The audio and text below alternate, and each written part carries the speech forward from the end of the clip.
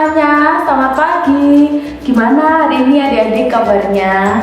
Kakak harap adik-adik semuanya sehat-sehat ya. Nah adik-adik, kita akan beribadah hari ini. Dan sebelum kita mulai ibadah kita akan sama-sama nyanyi. Dengar dia panggil nama saya. Yuk sambil berdiri yuk adik-adik biar kita semangat.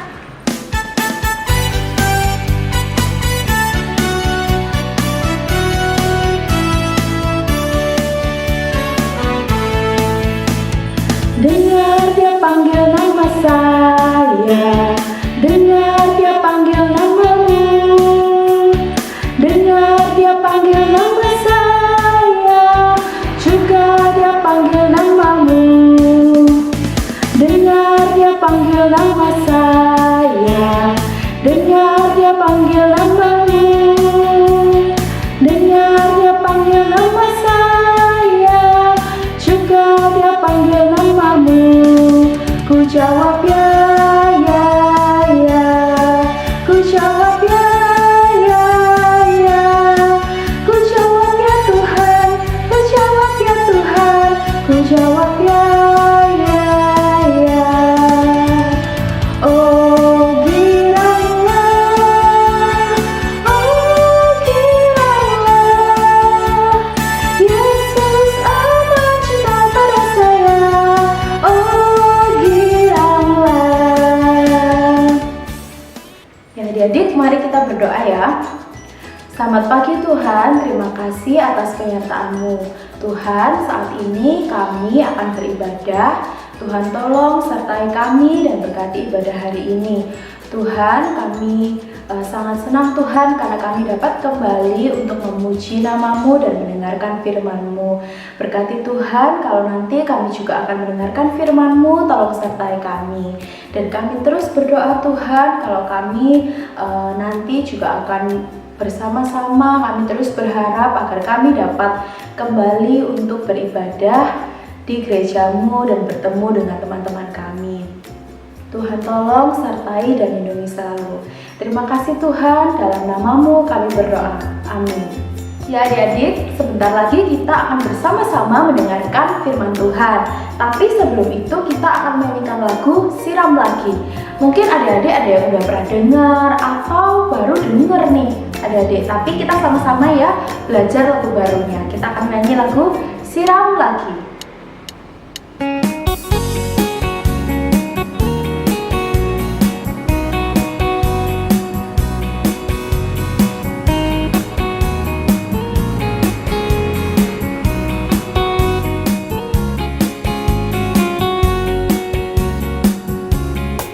Tuhan siram lagi firman yang di hati semakin tinggi dengan firman Tuhan dan doa setiap hari.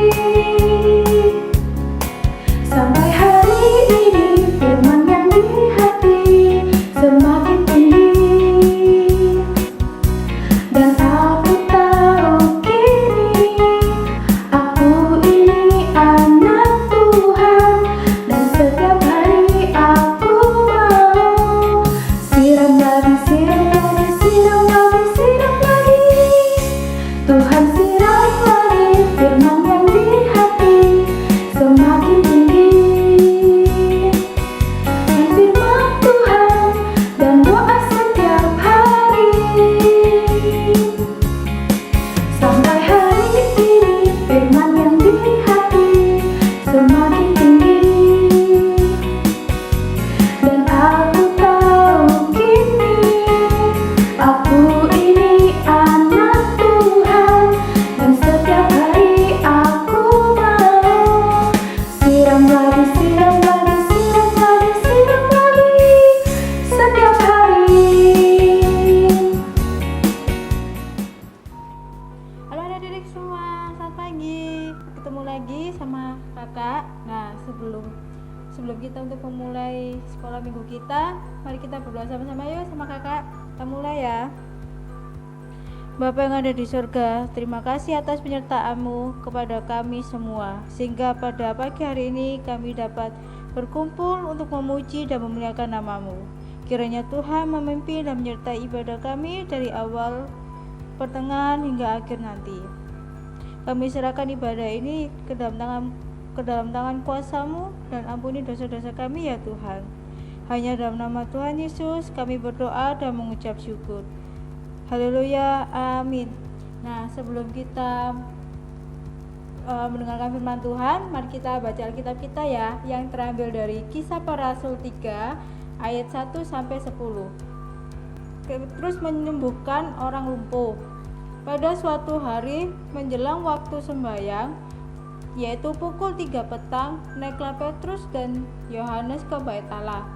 Di situ ada seorang laki-laki yang lumpuh sejak lahirnya, sehingga ia harus diusung tiap-tiap hari. Orang itu diletakkan dekat pintu gerbang bait Allah yang bernama Gerbang Indah untuk meminta sedekah kepada orang yang masuk ke dalam bait Allah. Ketika orang itu melihat bahwa Petrus dan Yohanes hendak masuk ke bait Allah, ia meminta sedekah. Mereka menatap dia, dan Petrus berkata, "Lihatlah kepada kami." Lalu orang itu menatap mereka dengan harapan akan mendapat sesuatu dari mereka. Tetapi Petrus berkata, "Emas dan perak tidak ada padaku, tetapi apa yang kupunya kuberikan kepadamu. Demi nama Yesus Kristus orang Nazaret itu, berjalanlah." Lalu ia memegang tangan kanan orang itu dan membantu dia berdiri. Seketika itu juga kuatlah kaki dan mata kaki orang itu. Ia melonjak berdiri lalu berjalan kian kemari dan mengikuti mereka ke dalam bait Allah, berjalan dan melompat-lompat serta memuji Allah. Seluruh rakyat itu melihat dia berjalan sambil memuji Allah. Lalu mereka mengenal dia sebagai orang yang biasanya duduk meminta sedekah di gerbang indah bait Allah, sehingga mereka takjub dan tercengang tentang apa yang terjadi padanya.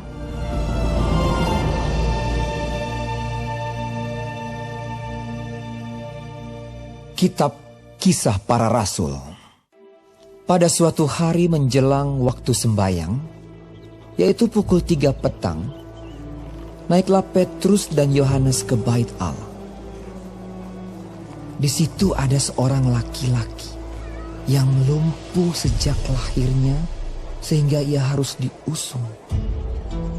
Tiap-tiap hari orang itu diletakkan dekat pintu gerbang bait Allah yang bernama Gerbang Indah untuk meminta sedekah kepada orang yang masuk ke dalam bait Allah.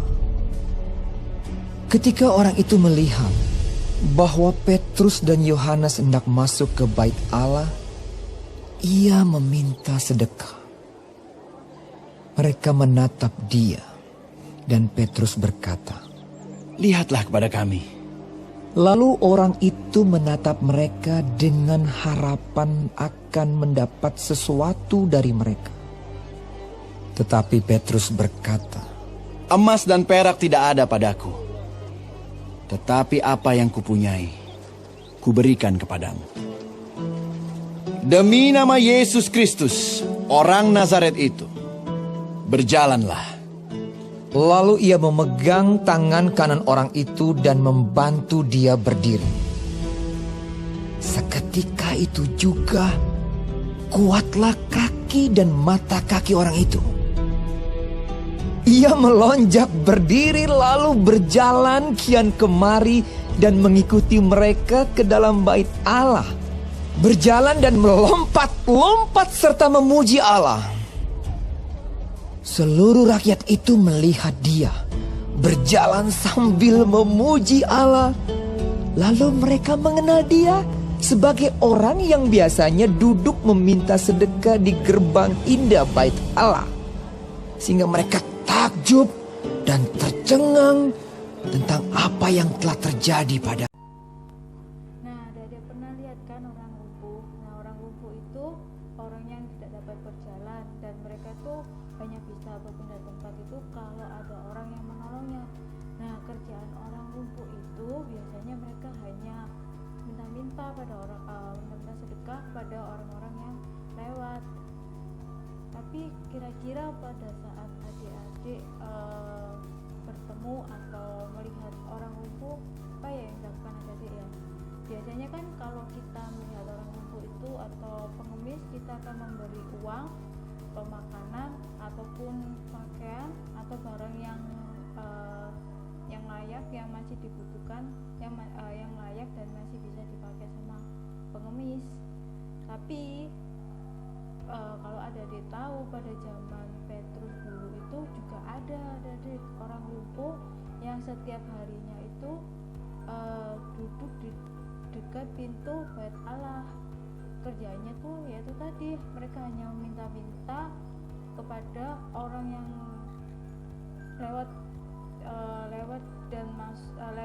pintu gerbang bait Allah. Tapi saat Petrus dan Yohanes itu berjalan yang menuju bait Allah dan melihat orang lumpuh itu yang minta sedekah, Bapak Petrus itu tidak memberikan emas, perak ataupun uang, tapi yang diberikan itu adalah memperlihatkan hal yang sangat penting, yaitu mengalami puasa penyembuhan Tuhan Yesus. Tapi kalau adik tahu ya, Bapak Petrus itu tadi kan menyembuhkan orang lumpuh itu, tapi kuasa itu dari Tuhan yang dipimpin oleh Roh Kudus. Jadi meskipun Petrus bisa menyembuhkan orang lumpuh atau bisa menyembuhkan orang yang sembuh tadi, itu bukan dari kemampuan Petrus sendiri, tapi dari kuasa Tuhan yang Tuhan tunjuk yang Tuhan berikan kepada Petrus untuk menyembuhkan orang sakit tadi. Nah, kalau adik tahu ya, kenapa orang sakit ataupun orang lumpuh pada zaman Petrus itu mereka tuh dikucilkan. Kalau adik tahu tuh mereka tuh dikucilkan karena kalau adik tahu pada zaman Petrus itu orang yang sakit ataupun orang yang lumpuh itu dianggap berdosa karena menurut mereka tuh sakit karena dosanya ataupun karena dosa orang tuanya. Jadi kan kalau ada tahu tuh yang orang lumpuh itu dia itu lumpuh dari sejak kecil ataupun sejak lahir. Jadi orang lumpuh itu udah dari kecil lumpuhnya, jadi dianggapnya mereka tuh orang-orang yang sakit itu orang-orang yang berdosa. Makanya mereka tuh dikucilkan oleh masyarakat Nazaret. Jadi mereka tuh benar-benar dijauhi dan dianggap rendah. Jadi mereka tuh nggak boleh masuk ke ibadah ke bait Allah kalau mereka belum sembuh. Jadi makanya ketika Petrus menyembuhkan orang lumpuh tadi kan senang banget, loncat-loncat terus lari sana kemari dan mengikut Petrus sama Yohanes untuk masuk ke bait Allah untuk memuji dan memuliakan nama Tuhan. Karena tadi tuh orang lumpuh tadi itu senang banget kan, dari dulu orang yang lumpuh tadi itu dikucilkan, terus nggak boleh ikut ibadah, nggak boleh masuk bait Allah juga, karena itu tadi, karena mereka tuh dianggap orang-orang yang berdosa. Jadi selain Petrus menyembuhkan sakitnya yang secara fisik, dan Petrus juga menyembuhkan atau mengobati secara mentalnya, yaitu dengan cara orang lumpuh tadi itu bisa diterima lagi oleh masyarakat atau layak untuk masuk beribadah. Nah, kalau kakak nanya itu menurut adik-adik itu tadi kan Petrus itu kan sudah menyembuhkan orang lumpuh, dan juga itu Petrus sama Yohanes itu padahal mau beribadah. Nah, menurut adik-adik, kalau misalnya ada orang misalnya jatuh ataupun sakit, menurut adik-adik itu lebih penting mana? Menolong orang yang sakit tadi atau beribadah? Nah, kalau seharusnya itu adik-adik itu nggak boleh meninggalkan keduanya. Adik-adik itu harus melakukannya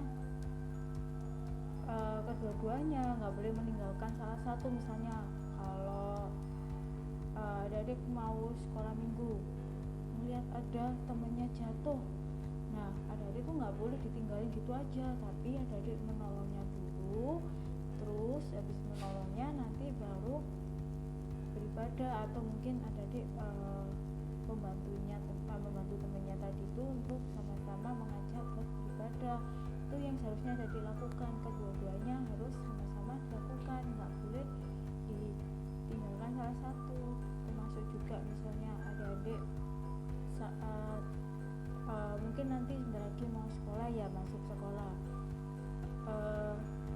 ada temennya yang dibully atau diejek, adik-adik nggak boleh ikut-ikut mengejek atau ikut-ikut bully, tapi yang ada adik harus mengasih tahu sama temennya yang ngejek tadi, ngasih tahu jangan diejek, jangan dibully, tapi kita harus sama-sama main bareng atau kita sama-sama berteman, kan sama-sama kan teman satu sekolah, teman satu kelas ya, kita harus main sama-sama, nggak perlu diejek apapun kesalahannya, ataupun misalnya sakit atau apa, jangan diejek.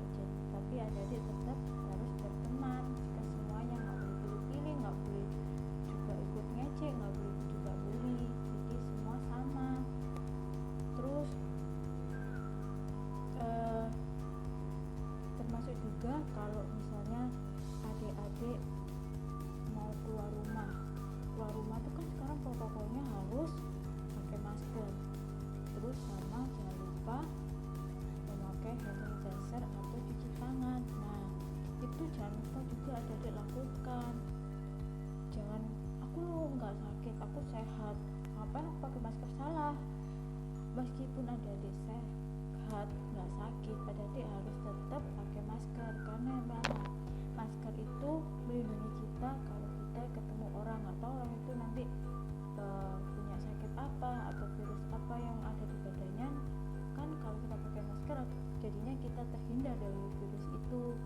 Jadi terus yang pertama, yang kedua, dari masker itu kalau misalnya adik punya virus atau sedang sakit, tapi adik nggak ngerasain sakit apa-apa, misalnya nggak ngerasain sakit batuk atau flu, tapi virus itu jadi nggak akan menyebar ke orang lain kalau misalnya ketemu sama adik. Terus yang kedua, jangan lupa juga kalau kita mau makan, jangan lupa untuk cuci tangan dulu, ataupun misalnya kita habis pergi kemana gitu, kita mau masuk ke rumah, kita cuci tangan juga, biar virus yang ada di luar itu nggak ikut bawa masuk ke rumah, dan yang ada di badan kita juga jadi bersih. Nah, ayat hafalannya kita baca sama-sama ya. Ayat hafalannya itu terambil dari 1 Tawari 16 ayat 27. Ayat hafalannya kita baca bareng-bareng ya. Keagungan dan semarak ada di hadapannya, kekuatan dan sukacita ada di tempatnya.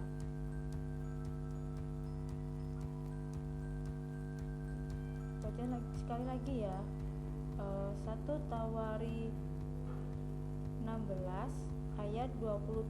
Keagungan dan semarak ada di hadapannya, kekuatan dan sukacita ada di tempatnya.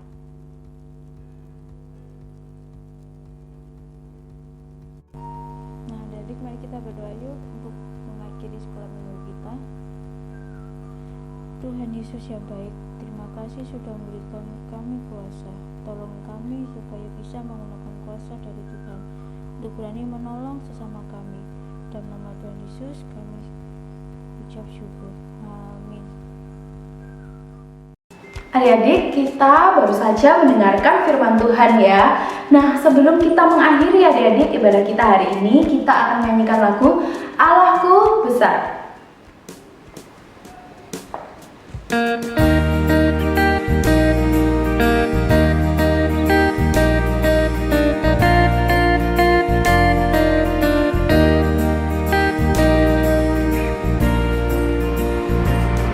Allahku besar, kuat dan berkuasa, tiada yang mustahil bagi Dia. Allahku besar, kuat dan berkuasa, tiada yang mustahil bagi Dia.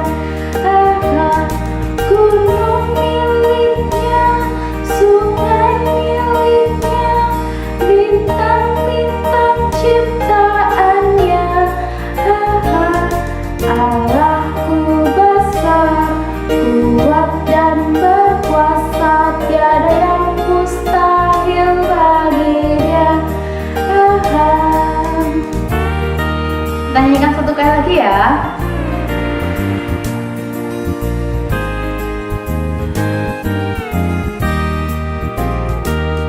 Allahku besar, kuat dan berkuasa, tiada yang mustahil bagi Dia.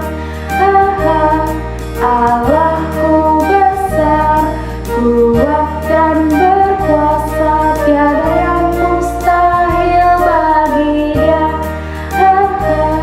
Gunung miliknya, sungai miliknya, bintang-bintang ciptaannya. Allahku besar, kuat dan berkuasa, tiada yang mustahil bagi Dia. Ya adik-adik, kita akan berdoa bersama ya. Tuhan Yesus, terima kasih Engkau telah menyertai ibadah anak pada hari ini. Tuhan, kami mohon penyertaan dan perlindungan-Mu selalu dalam hidup kami. Dan juga Tuhan, kami mau berdoa untuk sekolah kami. Tolong Engkau sertai Tuhan dalam kami bersekolah, dan lindungi pula orang tua kami.